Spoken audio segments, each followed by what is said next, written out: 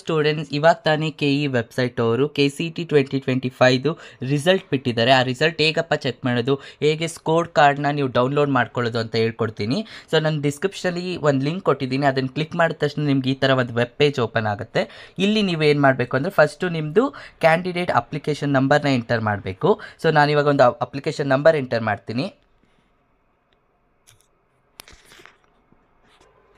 Application number enter ಮಾಡಿದ ತಕ್ಷಣ next ನೀವು ನಿಮ್ಮ ಡೇಟ್ ಆಫ್ ಬರ್ತ್ನ ಎಂಟರ್ ಮಾಡಬೇಕಾಗತ್ತೆ. ಸೊ ನಿಮ್ಮ ಡೇಟ್ ಆಫ್ ಬರ್ತ್ನ ಎಂಟರ್ ಮಾಡಬೇಕು. ಇಲ್ಲಿ ನೀವು ಸೆಲೆಕ್ಟ್ ಮಾಡಿಕೊಂಡು ಸೊ ನಿಮ್ದು ಯಾವ ಇಯರಲ್ಲಿದೆ ಮತ್ತು ಯಾವ ಡೇಟಲ್ಲಿದೆ ಅದನ್ನು ನೀಟಾಗಿ ಸೆಲೆಕ್ಟ್ ಮಾಡಿಕೊಂಡು ಎಂಟರ್ ಮಾಡಿ. ಸೊ ವೈಟ್, ಸೊ ನಿಮ್ಮದು ಡೇಟ್ ಆಫ್ ಬರ್ತ್ ಹೇಗಿರುತ್ತೆ ಸೊ ಅದ್ರ ಪ್ರಕಾರ ನೀವು ಕರೆಕ್ಟಾಗಿ ಡೀಟೇಲ್ಸ್ ಕೊಟ್ಟರೆ ಅದು ಓಪನ್ ಆಗುತ್ತೆ. ಓಕೆನಾ. ಸೊ ನಾನು ಇವಾಗ ಡೇಟ್ ಆಫ್ ಬರ್ತ್ ಕೊಟ್ಟೆ. ಇದು ಕೊಟ್ಟ ತಕ್ಷಣ ನೀವು ಸಬ್ಮಿಟ್ ಬಟನ್ ಕ್ಲಿಕ್ ಮಾಡಿದ್ರೆ ಸೊ ಆವಾಗ ನಿಮಗೆ ನಿಮ್ಮದು ಏನು ರಿಸಲ್ಟ್ ಬಂದಿದೆ KCET ವೆಬ್ಸೈಟ್ ಅದು ಇನ್ನೊಂದು ವೆಬ್ಸೈಟಲ್ಲಿ ಓಪನ್ ಆಗುತ್ತೆ. ನಿಮ್ಗೆ ಈ ಥರ ಇನ್ನೊಂದು ವೆಬ್ಸೈಟಲ್ಲಿ ನಿಮ್ಮ ರಿಸಲ್ಟ್ ಓಪನ್ ಆಗುತ್ತೆ. ಇಲ್ಲಿ ನೋಡಿ, ಇದು ಒಬ್ಬರು ರಿಸಲ್ಟ್ ಓಪನ್ ಆಗಿದೆ. ಓಕೆನಾ.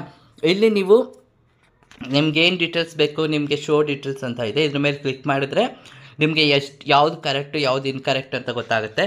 ಇಲ್ಲಿ ನಿಮಗೆ B pharmacy ranking, engineering ranking ಮತ್ತು D ಫಾರ್ಮಸಿ ರ್ಯಾಂಕಿಂಗ್ ಕೊಟ್ಟಿರ್ತಾರೆ. ಅಗ್ರಿಕಲ್ಚರ್ ಇರೋದಿಲ್ಲ, ಬಿಕಾಸ್ ಅಗ್ರಿಕಲ್ಚರ್ ಯಾರು ಬರ್ದಿರ್ತೀರ ಅವ್ರಿಗೆ ಮಾತ್ರ ಪ್ರಾಕ್ಟಿಕಲ್ ಬರುತ್ತೆ.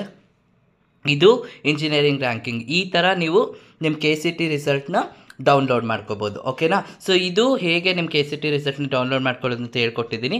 ನೆಕ್ಸ್ಟ್ ಕೌನ್ಸಿಲಿಂಗು ಮತ್ತು ಮಾರ್ಕ್ಸ್ ಎಂಟ್ರಿ ಹೇಗೆ ಮಾಡೋದು ಅದನ್ನು ನೆಕ್ಸ್ಟ್ ವೀಡಿಯೋದಲ್ಲಿ ಹೇಳ್ಕೊಡ್ತೀನಿ. ಐ ಹೋಪ್ KCET ರಿಸಲ್ಟ್ ಹೆಂಗೆ ಡೌನ್ಲೋಡ್ ಮಾಡೋದು ಅಂತ ಗೊತ್ತಾಗಿದೆ. ಸೊ ಎಲ್ಲರೂ ರ್ಯಾಂಕಿಂಗ್ನ ನೋಡ್ಕೊಳ್ಳಿ, ಯಾವ್ಯಾವ ರ್ಯಾಂಕಿಂಗಲ್ಲಿ ಬಂದಿದೆ ಅಂತ. ಅದಕ್ಕೆ ಆ ರ್ಯಾಂಕಿಂಗ್ಗೆ ಸೆಟ್ ಆಗುವಂಥ ಕಾಲೇಜಸ್ಸು ಹೆಂಗೆ ಮಾರ್ಕ್ಸ್ ಎಂಟ್ರಿ ಮಾಡೋದು ಅಂತ ನೆಕ್ಸ್ಟ್ ವೀಡಿಯೋದಲ್ಲಿ ಹೇಳ್ಕೊಡ್ತೀನಿ. Thank you.